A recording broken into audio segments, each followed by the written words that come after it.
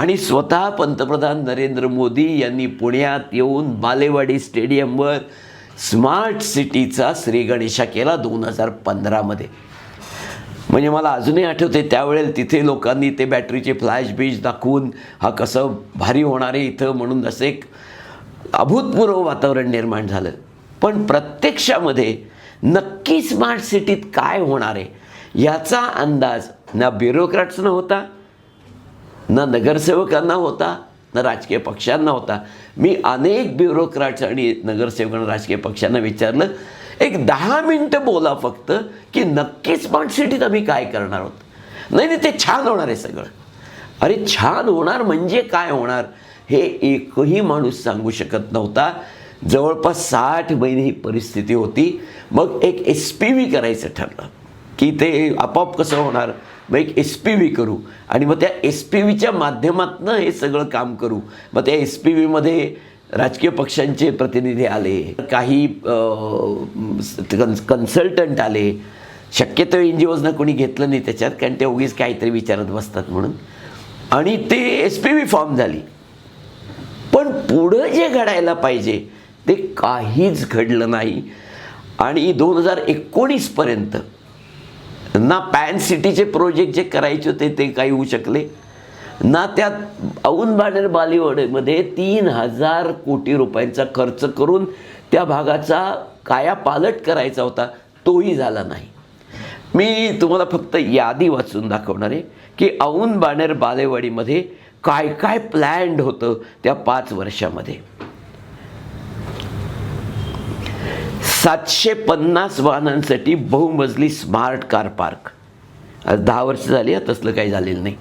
100 electric bus, 100 e rickshaw, 54 smart bus थांब्यांचा विकास. Smart म्हणजे काय माहीत नाही. मोठ्या प्रमाणावर घरगुती आणि व्यावसायिक स्मार्ट पाणी मीटरिंग, दरडोई 150 लिटर पाण्याची खात्री देणे.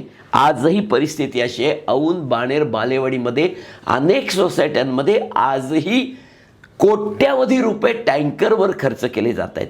हे जर घडलं असतं तर ही वेळ आलीच नसती. त्याच्यानंतर त्यांनी सांगितलं की कचऱ्याचं 100% वर्गीकरण, हस्तांतरण आणि वाहतूक हेही काही कुठं झाल्याचं बघायला मिळालं नाही. 74 सार्वजनिक शौचालयांचं नूतनीकरण, 37 किलोमीटरचा जागतिक दर्जाचा नदीकाठ विकसित करणे. याच्यातलं 3.7 किलोमीटर पण झालेला कोणी पाहिलं नाही. 2 नवीन फायर स्टेशन, 100% CCTV निरीक्षण, 4 नवीन शाळा, 3 नवीन रुग्णालयं. हे सगळं त्या 3000 कोटीत आहे.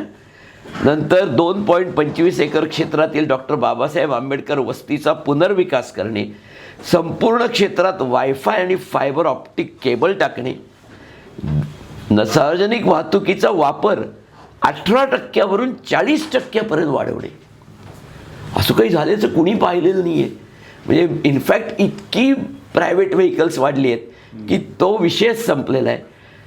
बसेसची संख्या प्रतिलाख लोकसंख्येला 46 वरून 79पर्यंत नेणे, 100% घरे पावसाचे पाणी साठवणारी म्हणजे रेन वॉटर हार्वेस्टिंग करणारी करणे, अपुरा पाणी पुरवठा असणारा प्रदेश 70% वरून 0% आणणे, मोकळ्या जागांची संख्या 3% वरून 15% नेणे, CCTV सुरक्षा व्याप्ती 20% वरून 100% नेणे, सार्वजनिक वायफाय व्याप्ती 0% वरून 100% नेणे, झोपडपट्टीतील बेरोजगारी 6% वरून 2% आणणे आणि प्रतिलाख लोकसंख्येमध्ये सुरक्षा कर्मचाऱ्यांची संख्या 60 वरून 120 वर नेणे.